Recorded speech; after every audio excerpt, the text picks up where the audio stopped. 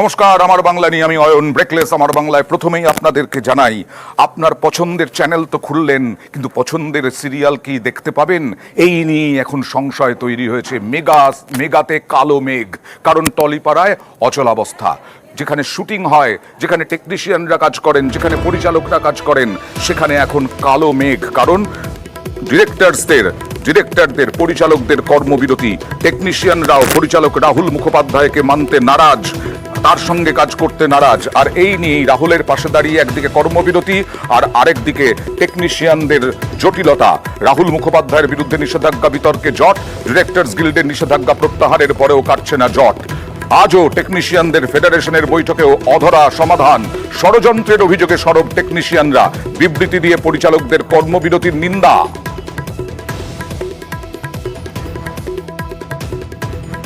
একটা পরিবারে যদি আমরা সবাই একসাথে বিলং করি, ও মান সম্মান, মান অভিমান এগুলো সবই থাকবে। তার জন্য তো পরিবারটা ভেঙে যায় না। আমার কথা হচ্ছে যে কাজ কখনো বন্ধ হওয়া উচিত না। আলোচনা হোক কোনো একটা বিষয় নিয়ে, একটা সমস্যা হয়েছে, কাজটা চলবে। আমি একটা জিনিস এখনো বুঝতে পারছি না, মানে বিরোধিতাটা কোথায়? কিন্তু এই সমস্যাগুলো কি মেটানো যায় না? অনেকগুলো লিগাল সাইড আছে, অনেকগুলো নিয়ম আছে, এর মধ্যে অনেক জিনিস পাল্টে গেছে, নিয়ম কানুন, সেগুলো বসে না একটা সুস্থ পরিবেশে আনা উচিত। এরা যারা দাঁড়িয়ে আছেন এখানে কেউই কাজ বন্ধ করার জায়গায় দাঁড়িয়ে নেই। সবাই না ইমোশনালি হার্ট হয়ে আছে। যে জায়গাগুলো আমাদের সমস্যা হচ্ছে ওখানে অ্যাড্রেস করা দরকার, সেগুলো দরকার হলে রিজিড না হয়, সবাই কথা শুনে যেটা ঠিক হওয়া উচিত সেটা ঠিক পথে চললেই আমাদের মনে হয় সমস্যাগুলো। আলোচনা থেকে আমরা বেরিয়ে আসিনি, তাহলে আমরা কেন আলোচনা থেকে বেরিয়ে আসতে, তাহলে কেন তাকে ক্রিয়েটিভ প্রডিউসার হিসেবে মুম্বাদা এবং মাননীয় অরূপ বিশ্বাসের কথা মেনে নিলাম? তাহলে আমরা তখনই বলে দিলাম না, আমরা ঢুকতে দেবো না। যেভাবে তারা উদ্ধত্ত দেখিয়েছেন, আমাদের টেকনিশিয়ানরা একবারও সে উদ্ধত্ত দেখিয়েছেন, আলোচনা ছাড়া কিছু হয়, তাহলে বন্ধ করে দেওয়াটা। এবং আর্টিস্ট ফোরাম এবং আমরা একে অপরের পরিপূরক।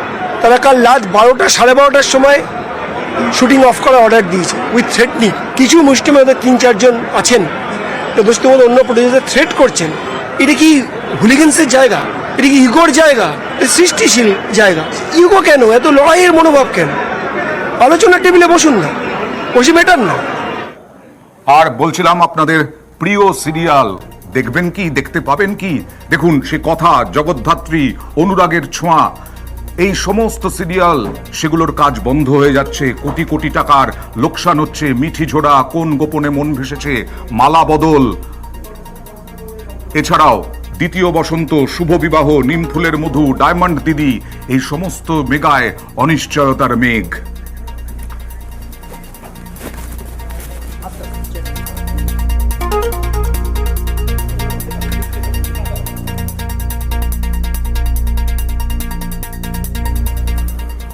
এবার চলে যাচ্ছে অন্য খবরে। কেন্দ্রশাসিত অঞ্চল থেকে অন্য রাজ্য, এই যে উত্তরবঙ্গ নিয়ে বিভিন্ন বিজেপি নেতার বিভিন্ন মত, আর তাই নিয়ে এর আগেও সরব হয়েছিলেন মমতা বন্দ্যোপাধ্যায় মুখ্যমন্ত্রী, আর আজকে বিধানসভায় সরব হলেন মমতা বন্দ্যোপাধ্যায়। সুকান্ত মজুমদারের উত্তর পূর্ব প্রস্তাব, তারপর থেকেই কেন্দ্রশাসিত অঞ্চল ও পৃথক রাজ্যের দাবিতে সরব বিজেপির একাধিক নেতা। এ নিয়ে গত কয়েকদিন ধরে রাজনীতি গরম। এরই মধ্যে ফের উঠেছে পৃথক কামতাপুর দাবিও। চলতি বিতর্কের আজ এদিন এসে পড়ে বিধানসভায়। সেখানে সুর চড়ালেন মুখ্যমন্ত্রী মমতা বন্দ্যোপাধ্যায়। সোমবার মমতা বন্দ্যোপাধ্যায় বলেন, উত্তরবঙ্গ নিয়ে আবেগ থাকা উচিত। ভোট এলেই ওদের মুখে বিভাজনের কথা শোনা যায়, ভোট চলে গেলেও ভাগাভাগির কথা থেকে যায়। সরকারের কাজ ভুলে অকাজ বিজেপির। এক একজন এক এক রকম ভাগাভাগির প্রস্তাব দিচ্ছেন। কেউ বলছেন নর্থ ইস্ট কাউন্সিলে ঢুকিয়ে দাও, কেউ বলছেন কোচবিহারকে আলাদা রাজ্য করে দাও, কেউ বলছেন মালদা মুর্শিদাবাদ নিয়ে কেন্দ্রশাসিত করো। উত্তরবঙ্গ থেকে এত আসন পেয়েও বাবুদের লজ্জা নেই, বাংলা ভাগের চক্রান্ত করছে। এত সস্তা উত্তরবঙ্গকে ভাগ করে দেবে? আসুন না একবার ভাগ করতে। বঙ্গভঙ্গের হয়ে যারা সওয়াল করছেন, তাদের ক্ষমতা থাকলে বিধানসভায় আসুন, ভোটাভুটি হোক। গণতন্ত্রের শেষ আদালত হলো জনগণ। ভারতীয় জনতা পার্টি পরিষ্কার স্ট্যান্ড, আমরা বঙ্গভঙ্গ, বাংলা ভাগ, ইউটি, আলাদা রাজ্য এসব চাই না। দলগতভাবে আমি বলতে পারি, উত্তরবঙ্গের বঞ্চনা নিরসনে অবিলম্বে পশ্চিমবঙ্গ সরকারকে কাজ করতে হবে। উত্তরবঙ্গকে উত্তর পূর্বের সঙ্গে মেশানোর জন্য কদিন আগেই প্রধানমন্ত্রীকে প্রস্তাব দেন উত্তর পূর্ব বিষয়ক মন্ত্রী সুকান্ত মজুমদার। সুযোগ পেয়ে গ্রেটার কোচবিহারের দাবিতে সরব হন বিজেপির রাজ্যসভার সাংসদ অনন্ত মহারাজ। গ্রেটার কুচবিহার মানুষের ডিমান্ড 2015 সনে যে কমিটমেন্ট আছে ভারত সরকার গৃহ মন্ত্রণালয়ের হাই প্রোফাইল মিটিংয়ে যেটা কমিটমেন্ট হয়েছে এবার অতি শীঘ্র করতে হবে গভর্নমেন্ট। এরপর মুর্শিদাবাদ, মালদা এবং বিহারের 3 জেলা নিয়ে কেন্দ্রশাসিত অঞ্চল করার দাবিতে সংসদে সরব হন ঝাড়খণ্ডের বিজেপি সাংসদ নিশিকান্ত দুবে। তারপরেই প্রকাশ্যে আসেন মুর্শিদাবাদের বিজেপি বিধায়ক গৌরীশঙ্কর ঘোষ। জানান, মুর্শিদাবাদকে কেন্দ্রশাসিত অঞ্চল করার দাবিতে তিনি 2022 সালেই স্বরাষ্ট্রমন্ত্রক এবং রাজভবনে চিঠি দেন। গৌরীশঙ্কর ঘোষের পর বহরমপুরের বিজেপি বিধায়ক সুব্রত মৈত্র মুর্শিদাবাদকে কেন্দ্রশাসিত অঞ্চল করার দাবি তোলেন সুব্রত। এই সুযোগে ফের পৃথক কামতাপুর দাবি। নিষিদ্ধ জঙ্গি সংগঠন কেএলওর মতোই পৃথক কামতাপুরের দাবি তুলল কামতাপুর স্টেট ডিমান্ড কাউন্সিল। এ নিয়ে জলপাইগুড়ির ময়নাগুড়িতে আলোচনায় বসে কাউন্সিল সদস্য 28টি সংগঠন। কামতাপুর স্টেট ডিমান্ড কমিটি বদলে তৈরি হয় স্টেট ডিমান্ড কাউন্সিল। ডিমোশনের সময় গভর্নমেন্টের আলোচনা একদম ফাইনাল পর্যায়ে, এখন শুধু এগ্রিমেন্ট বাকি। প্রধানমন্ত্রী যখন তখন এই এগ্রিমেন্ট করতে পারে। আমরা আশা করি আগামী 15 আগস্ট আমরা আশা করছি এটা যাতে কার্যকরী হয়। কেএলওর দাবি পৃথক কোচ কামতাপুর রাজ্য। এর মধ্যে রয়েছে উত্তরবঙ্গের 6 এবং অসমের 4 জেলা। অতীতে বারবার গোপন ডেরা থেকে ভিডিও বার্তায় পৃথক রাজ্যের দাবিতে সরব হতে দেখা গেছে কেএলও প্রধান জীবন সিংহকে। উন্নয়ন থাকি পৃথক রাজ্য শতগুণে ভাল। কোচ কামতাপুরের উন্নয়ন কোচ কামতাপুরের জনগণ করিবে। এবার বিজেপির মন্ত্রী সাংসদদের কেন্দ্রশাসিত অঞ্চল ও পৃথক রাজ্যের দাবির মধ্যেই ফের পৃথক কামতাপুর দাবি। এ নিয়েই নতুন করে বিতর্ক। নিউজ 18 বাংলা। দার্জিলিং এর বিজেপি সাংসদ রাজু বিস্তা সংসদে দাঁড়িয়ে তার ইঙ্গিতপূর্ণ বক্তব্য জনজাতির অস্তিত্ব রক্ষায় স্থায়ী সমাধানের দাবি তুললেন। दार्जिलिंग हिल तराई डूवर्स लंबे समय से एक स्थायी राजनीतिक समाधान की मांग करती आई है। 86-88 में जो आंदोलन हुआ उसके माध्यम से दार्जिलिंग गोरखा हिल काउंसिल बना। 2007 से 11 में गोरखालैंड टेरिटोरियल एडमिनिस्ट्रेशन बना। जो सेमी ऑटोनोमस बॉडी थी उसको पश्चिम बंगाल ने चलने नहीं दिया। हमारा बहुत ही सेंसिटिव इलाका है जिसमें बांग्लादेश, नेपाल, भूटान और बगल में चाइना भी लगता है।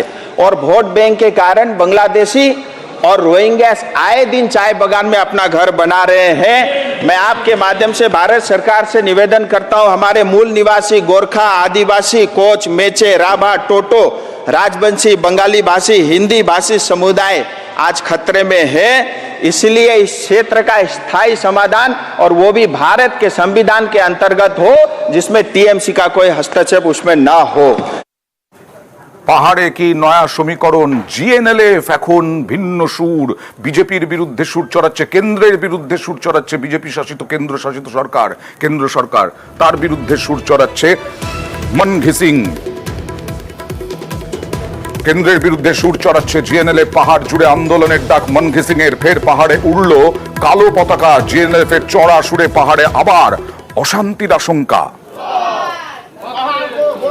जो इश्यूज है जो नरेंद्र मोदी जी ने भाषण में दिया था, गोरखा का समस्या का समाधान, जो इश्यूज रखा है गोरखा जाति के इश्यूज में, उसमें पहल होना चाहिए। आप नाराज है, खुश नहीं है लोग। इतने साल हो गए, क्या हुआ?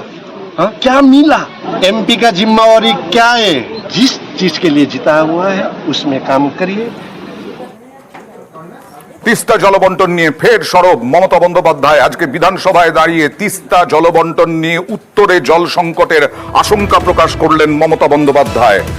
একতরফা তিস্তা জলবন্টন চুক্তি হয়েছে এরকমটাই বিজেপিকে তোপ। সিকিমে বাঁধের কারণে তিস্তায় জল নেই, তিস্তার জল দিলে বাংলায় খাবার জলের সংকট হবে। উত্তরবঙ্গে স্বার্থে তিস্তার জল দেওয়া অসম্ভব জানিয়ে দিলেন মুখ্যমন্ত্রী মমতা বন্দ্যোপাধ্যায়। खास करके हमारा जो भूटान का जो आमने सामने जो बगान है, उधर चुनावटी, बनाहाट, पलासबाड़ी, रायाबाड़ी, ये बगान क्षति होता है।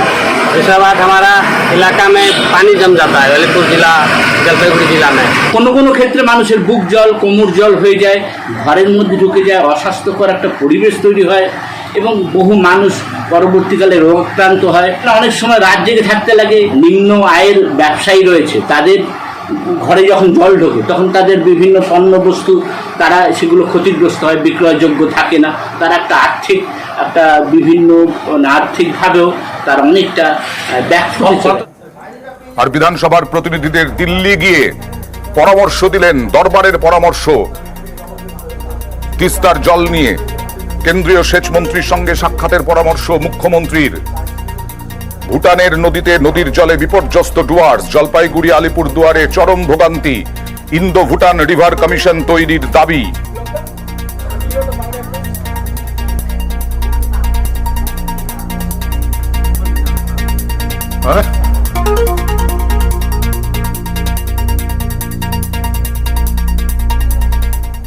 আমরাই দেখিয়েছিলাম সাগরে কি পরিমাণ ভয়াবহ ভাঙন হচ্ছে। কপিল মুনি আশ্রমের দিকে চলে আসছে ভাঙন বরাবর, আর এই ভাঙন নিয়ে উদ্বিগ্ন নবান্ন। সাগরে ভাঙন নিয়ে উদ্বিগ্ন নবান্ন। কাল সাগর পরিদর্শনে সেচ দপ্তরের সচিব, ডিএম কপিল মুনি আশ্রম সহ একাধিক ঘাট পরিদর্শন করবেন।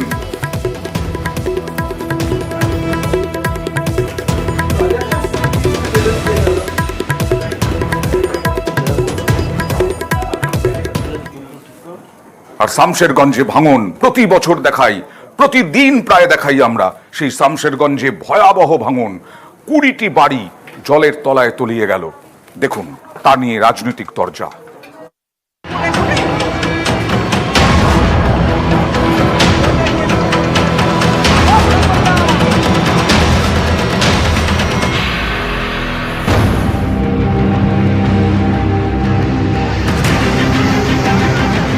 এটা মুর্শিদাবাদের শামশেরগঞ্জ। এখানে গঙ্গার পাড়ে একের পর এক বাড়ি এভাবেই তলিয়ে যাচ্ছে। মুছছে গঙ্গা, ভাঙছে বাঁধ, ভেসে যাচ্ছে বাড়ি, বাড়ছে আতঙ্ক। প্রায় 10টা নাগাদ আমাদের নতুন শিবপুর ভাঙা লাইনে ফের আবার নতুন করে ভাঙন শুরু হয়েছে। সেই ভাঙনে প্রায় 20টি বাড়ি তলিয়ে গেছে। এখনো অনেক বাড়ি সবাই আতঙ্কে রয়েছে। এখনো কারো বাসস্থানের ব্যবস্থা হয়নি। স্থানীয়দের দাবি, সোমবার সকাল থেকে শামশেরগঞ্জের শিবপুরে গঙ্গা ভাঙন শুরু হয়। নদী পাড়ের বিস্তীর্ণ এলাকা তলিয়ে যায়। চোখের সামনে তলিয়ে গিয়েছে একের পর এক বাড়ি। স্থানীয়দের দাবি, এদিন সকালে কয়েক ঘন্টায় 20টি বাড়ি গঙ্গায় তলিয়ে গিয়েছে। ভয়ে অনেকেই এলাকা ছাড়ছেন। শেষ সম্বলটুকু নিয়ে নতুন করে বাঁচার চেষ্টা করছেন। যতটুকু বাঁচানো যায়, যতটুকু বাঁচা যায়।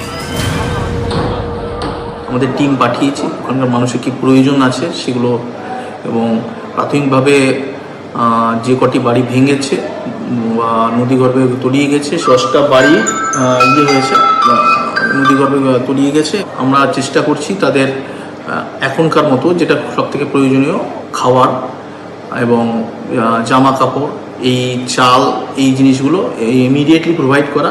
থাকার জন্য এই মুহূর্তে আমরা আলোচনা চালাচ্ছি। মাননীয় মুখ্যমন্ত্রী নিজের টাকা দিয়ে প্রচুর গঙ্গা ভাঙন বানিয়েছে, কিন্তু কেন্দ্র সরকারের কোনো মাথা গড়ন নাই। মনে হচ্ছে যে আমরা ভারতের অংশ নয়, আমরাকে বাদ দিয়ে দেওয়া হচ্ছে এবং আমরাকে স্পেশাল প্যাকেজ দিয়ে গঙ্গা ভাঙনের জন্য যেটা জাতীয় দুর্যোগ বলে ঘোষণা করা আছে সেখানে অবশ্যই টাকা দেওয়া উচিত এবং আমরা তার প্রতিবাদ করছি। না যদি দেয়, আমরা আগামী দিনে আমরা আন্দোলন করব। কেন্দ্র তখনই করবে যখন যে এলাকার সমস্যা, অর্থাৎ সেই এলাকার এমএলএ এমপিরা যখন অভিযোগ করবে কেন্দ্রের কাছে। আর এখানকার এমএলএ এমপি তৃণমূলের অভিযোগ জানাচ্ছে না একদিকে, আর অন্যদিকে বলছে কেন্দ্র কিছু করছে না। রাজ্য সরকার বলে তো কিছু আছে। সেখানকার বিধায়ক দীর্ঘদিন তৃণমূলের, দীর্ঘদিন কংগ্রেস সিপিএম ছিল। তাহলে এত বড় সমস্যা এখনো পর্যন্ত কেন আছে? ভাঙন নিয়ে চর্চা চান না স্থানীয়রা। তাদের দাবি, ভাঙন মোকাবিলায় স্থায়ী সমাধান। মুর্শিদাবাদের শামশেরগঞ্জ থেকে প্রণব বন্দ্যোপাধ্যায়, নিউজ 18 বাংলা। আড়িয়াদহে ত্রাস, জয়ন্তর জুলুমবাজির রেশ এখনো কাটেনি। এরই মধ্যে বেলঘড়িয়ায় ক্লাবে ডেকে এনে তুমুল মারধর ছাত্রকে আর ছাত্র নেতা। তৃণমূলের ছাত্র নেতাদের বিরুদ্ধে অভিযোগ, দেখুন। আজকে যদি তুই না বেঁচে থাকিস, তোর বাবাকে কে দেখবে, তাই না? তুই কালকে সকালে আয়, আমি সকালে আবার কালকে সকালে। আজকে যদি তুই না বেঁচে থাকিস, তোর বাপকে কে দেখবে? ছাত্রনেতার অনুগামীর বিরুদ্ধে ছাত্রকে হুমকি ফোনের অভিযোগ। তারপরে এক ছাত্রকে ক্লাবে আটকে মারধর। অভিযুক্ত উত্তর 24 পরগনার বেলঘড়িয়া দুই টিএমসিপি নেতা রাকেশ ভৌমিক এবং দেবজ্যোতি দে। সারা রাত ক্লাবে আটকে রেখে অত্যাচার করা হয় বলে অভিযোগ। তো আমাকে রাকেশ ভৌমিক, দেবজিৎ দে এবং সুদীপ্তরা আমাকে ক্লাবে তুলে নিয়ে যায়, আমাকে অফিস থেকে মারা হয়। তারা রাতে রেখেছিল ক্লাবের মধ্যে এবং আমাকে মানে মদ্যপান করতে বলা। দিলীপের শুভজিৎ ডাক্তার বলে ছেলে আমার উপরে চড়া হয় আচমকা, ঠিক আছে, চড়া হয়ে তো আমাকে রীতিমতো দস্তাবেজি করে আমার সাথে, ওরা আমার জামা ছেড়ে দিয়েছে, আমাকে মেরেছে গেলে। ওরা কি দুষ্কৃতী? অবভিয়াসলি দুষ্কৃতী।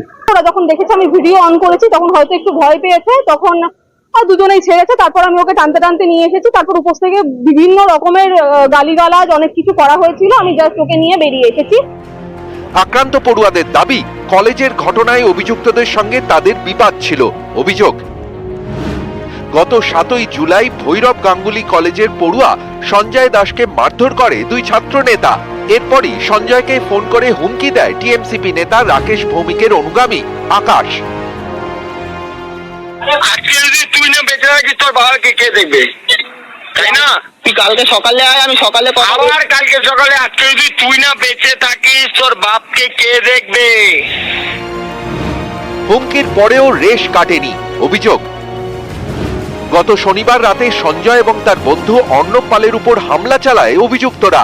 বন্ধুদের বাঁচাতে এগিয়ে যান আরেক পড়ুয়া সায়ন্তন রায়। ক্লাবে নিয়ে গিয়ে 3 জনকে মারধর করা হয়। সঞ্জয় এবং অর্ণব পালিয়ে গেলেও সায়ন্তন পালাতে পারেননি। সারা রাত ক্লাবের ঘরে তার উপরে অত্যাচার চলে বলে অভিযোগ। আমাকে মত অবস্থায় সামনে হুমকি দেয়, তোকে আমি বুঝে নেবো, তোকে আমি তোর বাড়িতে থাকতে দেবো না, এবং আমাকে আমার বাড়িতে আসারও হুমকি দেওয়া হয়। বাড়িতে এসে আমার পাড়াতে এসে আমাকে এসে হুমকি দেওয়া হয়। এর আগেও আমাদের কিছু বন্ধু বান্ধবকে পাড়াতে ঢুকে হুমকি দেওয়া হয়, বাড়িতে ঢুকে বলা হয়। আমরা সবাই আতঙ্কিত, আমরা এবং চাইছি যথাযথ এই ব্যবস্থা নিই। এই দুজন করেছে, দেবজিৎ দে যে যার কথা বলছেন সে তো একসময় এবিভিপি করতো। 2015 সালে ভৈরব গাঙ্গুলি কলেজে এবিভিপির নমিনেশনও দিয়েছিল। এখানে তৃণমূল জড়িত নাকি আমি জানি না। পাড়ার লোকও অতিষ্ঠ এদের কার্যকলাপে, এদের ভয়ে পাড়ার লোক নাকি কথাও বলতে পারে না। ক্লাবে আটকে মারধরের ঘটনায় ছাত্র নেতাদের বিরুদ্ধে এফআইআর দায়ের হয়েছে। তদন্ত শুরু করেছে বেলঘড়িয়া থানা। বেলঘড়িয়া থেকে সুবীর দে, নিউজ 18 বাংলা। বাস স্ট্যান্ডের জমি বেচে দিয়েছে। হ্যাঁ, সরকারি বাস স্ট্যান্ডের জমি, 40 বছরের পুরনো বাস স্ট্যান্ড বিক্রি হয়ে গেছে। আর তা নিয়েই নদিয়ার পলাশীপাড়ায় জোর শোরগোল।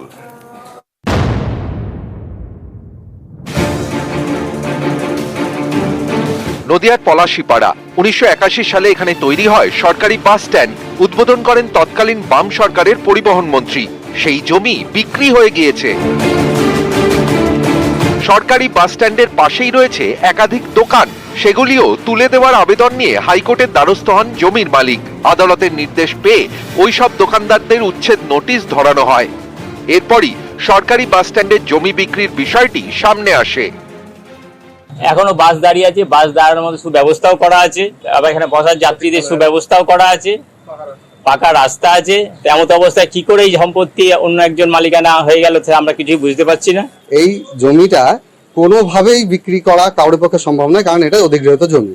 এবার সরকারি রেকর্ড যেটা ভুল আছে সেটা বিএলওর ভুল, এটা অবৈধভাবেই বিক্রি হয়েছে, কারণ এটা সরকারি জমি কখনো বিক্রি হতে পারে না। এবং আমার মনে হয় এর সঙ্গে অনেক যোগসাজশ আছে, এটার তদন্ত হওয়া দরকার। আমি তদন্তের আবেদন করছি। 1981 তখন পলাশীপাড়ায় সরকারি বাস স্ট্যান্ডের জন্য প্রায় 1 বিঘা জমি অধিগ্রহণ করে জেলা প্রশাসন। অভিযোগ, জমি অধিগ্রহণ হলেও সরকারি রেকর্ডে মালিকানা বদল হয়নি। তাতেই এই বিপত্তি। আমরা অনেকদিন থেকেই জানি এখানে একটা বাস স্ট্যান্ড হওয়ার কথা, কিন্তু হঠাৎই এটা শুনছি যে এটা কোনো ব্যক্তির জায়গা। এই বিষয়টা আমরাও বুঝতে পারছি না। পলাশীপাড়ার জায়গাটা আমার নামে আছে, সমস্ত ডকুমেন্টসও আছে। এবার ওইটা টেস্ট করে আমরা ওইটা উচ্ছেদ করার জন্য বলেছিলাম, আর জমির প্রয়োজনীয় কাগজপত্র সব আছে আমার কাছে। ওটা কবে কিনেছিলেন আপনারা? গত বছর নভেম্বর মাসে। নদিয়া থেকে সমীর রুদ্র, নিউজ 18 বাংলা। উত্তর 24 পরগনার 2 জায়গার 2 ছবি দেখাবো। কোথাও সরকারি জমি দখল করে, সরকারি রাস্তা দখল করে বাড়ি দোকান তৈরি, কোথাও আবার গরিব মানুষের পাট্টার জমি দখল তৃণমূল নেতাদের বিরুদ্ধে, যদিও তারা অভিযোগ মানতে নারাজ।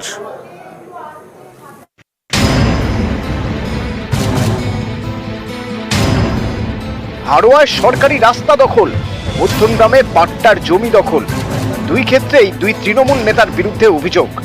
এ নিয়ে উত্তর 24 পরগনায় জোর শোরগোল।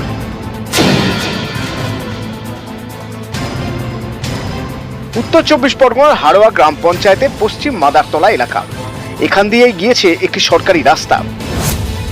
স্থানীয়দের দাবি 48 ফুট রাস্তার 30 ফুটই দখল হয়ে গিয়েছে। দখল করা অংশে বানানো হয়েছে দোকান, বাড়ি। এ নিয়ে পঞ্চায়েত, বিডিও অফিস সহ একাধিক জায়গায় অভিযোগ জানানো হয়। কাজ বন্ধের নোটিশ পাঠায় পঞ্চায়েত, তারপরেও নির্মাণের কাজ চালানো হচ্ছে বলে অভিযোগ। এলাকাবাসীর দাবি এর পিছনে স্থানীয় তৃণমূল নেতা নেসার আলী সর্দার। প্রতিবাদ করলে মস্তান বাহিনী দিয়ে হুমকি দেওয়া হয় বলে অভিযোগ। এই রাস্তাটা ছিল 48 ফুট, এখন বর্তমানে রাস্তা এসে দাঁড়িয়েছে 10 ফুটের মতো, আর বাদ বাকি 38 ফুট জোর দখল করে ঘর বাড়িগুলো করেছে। আমরা প্রতিবাদ করতে গিয়েছিলাম, কিন্তু বাইরে থেকে সন্ত্রাসী দুষ্কৃতী ভাড়া করে নিয়ে এসে জোরপূর্বক ঘরটা তৈরি করেছে। এখান থেকে ধরুন গাড়ি যায়, মাসের গাড়ি যায়, অনেক যেতে আসতে অসুবিধে খুব। এই গাড়ি রাস্তাটা আস্তে আস্তে ক্লোজ হয়ে যাচ্ছে। আমরা চাইছি যে এক্ষুনি ওর পিডব্লিউডি জায়গাটা ছেড়ে দিক। না, আমার কোনো দখল নেই, দখল করিনি। না, ওসব মিথ্যা অভিযোগ। থানা এসেছিল, আমরা থানায় কাগজপত্র নিয়ে গিয়েছি, নিয়ে গিয়ে দেখিয়েছি, দিকে তারপর ছাদ দিনমানেই ছাদ হয়েছে।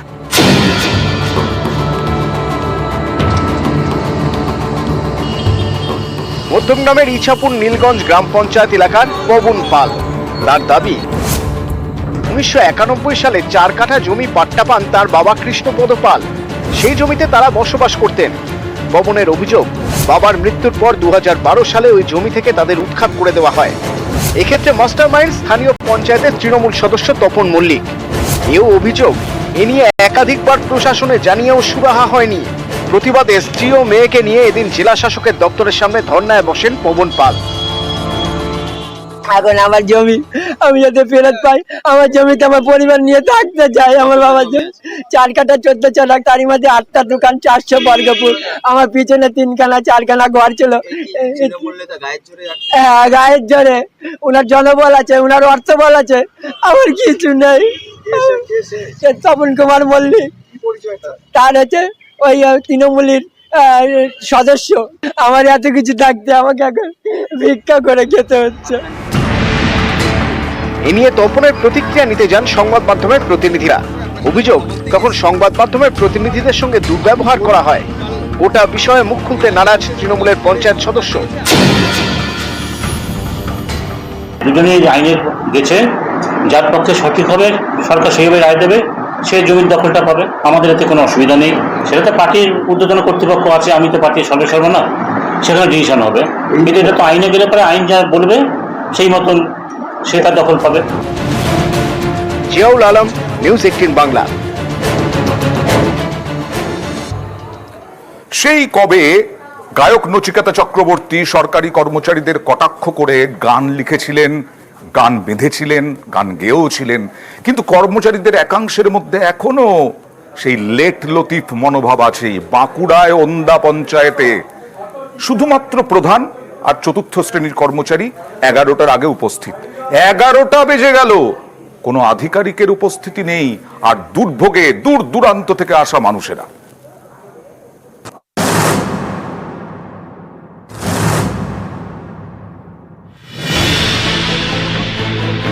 বাঁকুড়ার ওন্দা ব্লকের মেদিনীপুর গ্রাম পঞ্চায়েত তৃণমূল পরিচালিত এই পঞ্চায়েত অফিসেই হাজিরায় বেনিয়ম। 11টা পেরিয়ে গেছে, এখন এই মুহূর্তে ঝাড় দেওয়ার কাজ চলছে। মাসি এসছেন, ঝাড় দিচ্ছেন। পাশাপাশি যে গ্রাম পঞ্চায়েতের প্রধান দেবদাস গাঙ্গুলি, তিনি এসে পৌঁছেছেন।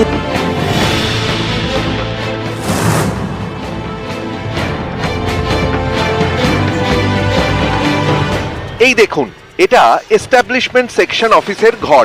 ঘড়িতে বেলা 11টা বেজে 2 মিনিট, ঘর কিন্তু ফাঁকা।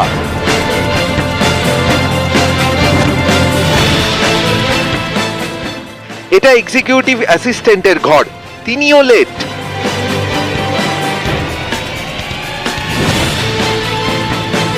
পঞ্চায়েতের সেক্রেটারি ইনচার্জের ঘরও ফাঁকা, চেয়ার ফাঁকা নির্মাণ সহায়কেরও।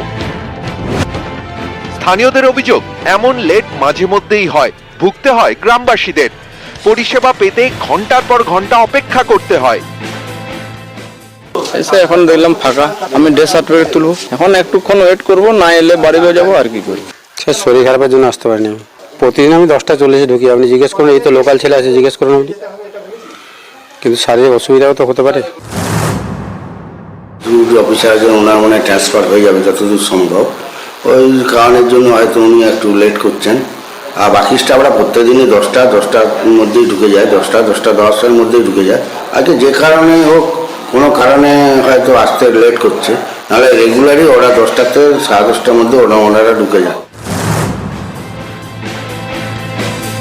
রাজ্যের মুখ্যমন্ত্রী বারবার বলছেন যে কর্মসংস্থান ফিরিয়ে আনতে হবে, মানুষকে পরিষেবা দিতে হবে।